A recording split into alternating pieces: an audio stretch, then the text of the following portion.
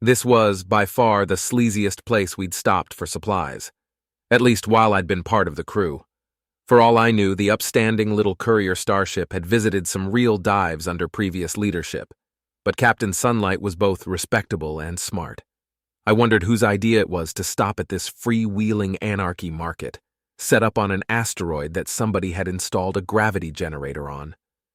There was an atmosphere, too, and a wide variety of stalls on this mile-long hunk of rock, but not much in the way of oversight. I saw 2 different fistfights in progress among the other ships while we exited onto the landing pad.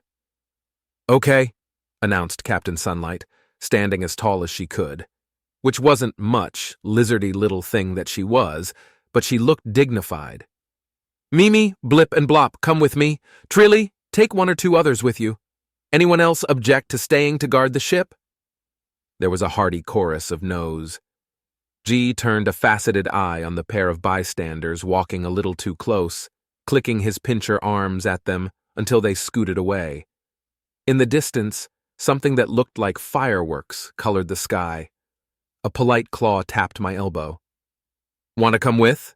asked Coles, the heat seeker with dull red scales. He was both shorter and stockier than the captain, and more importantly, he was good friends with Trilly. "It's a pretty interesting place. I've been here once before." "How safe is it?" I asked, wanting to be convinced. There were some bizarre things for sale in the stalls visible from here. "Should be fine as long as we're careful," he said, "especially with her around." He lifted his chin towards the insectile horror that loomed over him. Trilly loved looming. "Yes," she said, "especially with me." She flexed her own pinchers, glossy black to G's purple, and chuckled darkly. The red patterns on her carapace were especially vivid in the light of the nearby sun. I smiled. Trilly was terrifying, but she was our terrifying. "Sure, I'd love to come." Coles aimed a claw in the opposite direction of the one that Captain Sunlight was looking towards. "Pretty sure I saw some Earth animals for sale as we landed." "Oh, well, why didn't you say so?" I asked. "Lead the way." We checked in with the captain, promised to be careful, and were off. I had some interplanetary credits in my pocket that I didn't really plan on spending, but it was good to be prepared. I also had a mini stun gun in a different pocket. This place was just as chaotic as I'd expected, like an alien farmer's market with a distinct low-life element. Here was a humanoid selling pottery that glowed. There was a tentacle alien selling food that moved. Over there was a would-be pickpocket getting the tar beaten out of them by a large, hairy what's-it. A hand appeared around the corner of another stall to grab a power cell and disappear. I kept my own hands close to my pockets, wishing I'd worn something with zipper pouches. "Ah," said Trilly, "there is the media." She didn't bother hissing in normal conversation, but as she led us over to a booth lined with shelves and run by small individuals, I fully expected the intimidation to come out soon. Just before we reached it, Coles rapped a knuckle on her foreleg. "Hey, we'll be at the end of the row, see?" He pointed. "Yes," Trilly agreed. With a nod, Coles left her to her bargaining and waved me onward. I was a little concerned about this, but the end of the row wasn't far. We could yell for her to come charging over if need be. "See those guys in the solar ponchos?" Coles asked. He didn't need to point. I squinted. Hard not to. The clothes that the 2 plant-like people wore weren't as bright as the actual sun, but they sure were unpleasant to look at. The other shopkeepers were giving them some distance, leaving space between their little cart and the proper stalls. Aside from the eye-searing fashion, they had ropey green limbs and faces like rose blossoms that wanted to be mandibles. Fleshy maroon, sharp-toothed mouth in the middle, at least half a dozen eyes scattered throughout. More than a little creepy. "I was watching with the mag lens earlier," Coles said. "With the classification setting, they've got the Earth animals." He was watching my face as he said it. The series of expressions that I went through were probably interesting to see as I got a proper look at what was on that cart. "Earth animals, yay! Which ones? Those look like fish bowls, but there's no water inside, just fur? Are those cats shoved in fish bowls?" I felt my face grow stony. "Coles," I said, "who do we report animal cruelty to around here?" One of the plant guys was waving a bowl around, shouting about potted predators. A passerby turned him down and he yelled an insult after them. Nobody. I watched the guy hold up a different one and say something about food paste squeezed in through the lid. When he flipped the cap to demonstrate, piteous mewling filtered out. What about theft? I asked. Also, no. Good, I said, voice flat. Go get Trilly, then help me steal these. It took less convincing than I thought. Trilly already had her selection of media in a bag slung behind her, and she chuckled evilly. Coles cracked his knuckles and talked strategy. Then we went for it. Hello, I said, approaching the sellers alone. How many of these do you have? Everything on this cart, said the taller one with the bigger blossom head. Limited supply, very valuable. Get them before they're gone. He picked up a fishbowl full of gray fur, turning it like a fine art appreciator. A tiny face with big eyes peered out, meowing silently. Stars. These were kittens. You don't have a source for more? I asked, trying to sound unimpressed. These are very exotic from a faraway planet, he said. The shorter one bent to pull a big bowl from the bottom shelf of the cart. Perhaps we can interest you in a larger model. It's one of a kind. That's the mother cat. Good. I straightened up. I'll take all of them, I said. Every one you have. The sleazy pair chortled and fawned and named a price that could have bought a single-seater spaceship. I pulled out my tiny stun gun and aimed it at the tall one. No, I'll just be taking them. They of course laughed at me and pulled out their own weapons, which Coles had spotted and identified through the holsters. These were also stun guns, but a bigger and more painful model that put mine to shame. They weren't, however, very effective on people with exoskeletons. Trilly leapt out from behind the nearest stall, crossing the distance in a heartbeat of flashing black and red limbs, then reared up to stand over them with her pincers flared, shrieking at ear-splitting volume. I'd already ducked to the side, so while they stumbled back and aimed, I got a great view of Coles jumping forward to grab their stupid ponchos and yank them off their feet. One of them shot Trilly in the foreleg, making her hiss a little, but the other didn't even manage that. And before I could use my little pea shooter, Coles had tackled them and wrestled the guns from both. With an oversized stun gun in each hand, he got to his feet and aimed at the pair, just daring them to try something, like the 3-foot-tall badass he was. What did we do to you? Asked the tall one, rubbing his wrist but otherwise holding still. Yeah, how did we piss you off?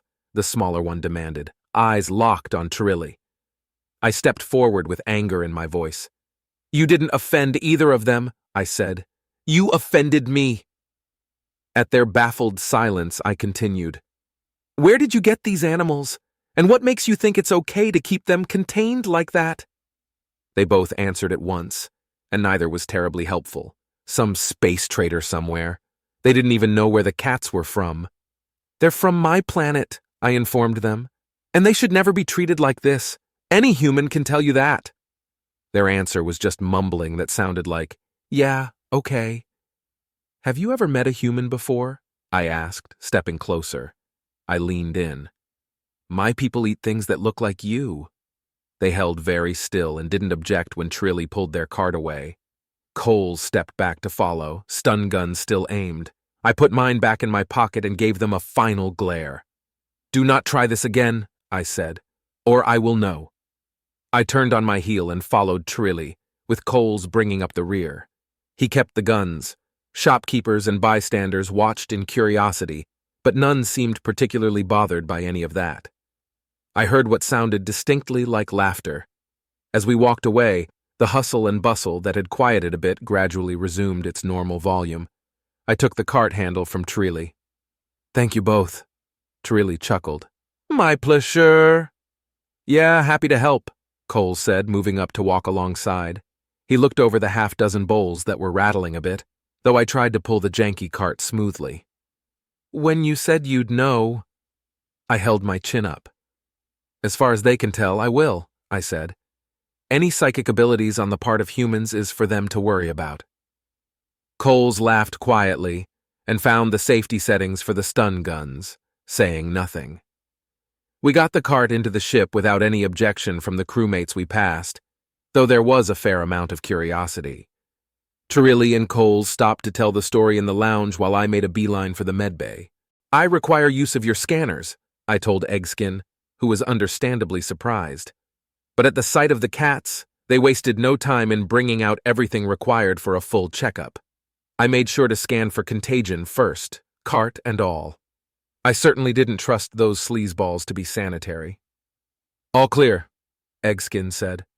They pulled gloves on over yellow-green scales. "Do we have spare carrying crates in the storage hold?" "Oh, good point. We should put the family together." I opened the door and leaned into the hallway. "Hey, Mur, could you please bring a mid-size carrying crate? It's urgent." Mur had been going a different direction, but he turned readily on dark blue tentacles with a sure thing. "Thank you," I called after him. He was back in no time with the crate, an ideal size for us to put Mama Cat into after her scan. She was dehydrated, but didn't show any signs of having been in there long. Good. A bit of proper food and a reunion ought to be just the thing. When we put the first kitten in with her, the purring was so loud it brought tears to my eyes. Eggskin and I wasted no time in checking the others. They were all okay, not even any fleas. I was talking with Eggskin about where to keep them for the time being when the door opened to let Captain Sunlight in. A curious crowd waited in the hall. I stood at attention. "I'm not apologizing," I said over the tiny kitten mews. She shook her head. "No, I don't expect you to. Are you hoping to keep them on board, though?" I shook my head. "I'm sure I can find a home for them at the next space station. Anywhere with a lot of humans, really. These are little cuties, and the mom didn't even hiss at me, so she ought to raise them to be friendly." Captain Sunlight nodded. "All right, then. How about you keep them in your quarters as soon as they're clear to leave the medical bay?" "Yes, I was thinking that would be best," I said. "I'll just have to be careful opening the door. Maybe I can rig a net as a barrier that I can step over to at least slow them down." "I'll leave you to figure out how to keep them from roaming the halls," she said. "Or the engine room, or the cockpit." "Yes, I will." She left it at that, and opened the door to shoo people away from the convalescing animals. The cart was already out there with the empty bowls and the food paste that would be going in the kitchen trash. I saw Paint rummaging around the miscellaneous junk on the lowest shelf, which I hadn't bothered to touch. Her orange tail straightened with excitement. "Hey, there's money in here!" I winced. Captain Sunlight gave me an unreadable look. I felt bad about it. But then I looked down at the kittens tumbling over their mother, each getting licked in turn, and the feeling vanished. "We can buy cat food with that," I said. The captain nodded. "Of course." Then she sighed. "Mimi is going to be insufferable. First we find a replacement hoverbike after all, now this." A gruff voice called from down the hall. "Told you it was a good idea to stop there." I grinned. "The cats thank you." A toothpaste green octopus head popped into the doorway. "Name one after me," said Mimi, waving a tentacle. I grinned wider.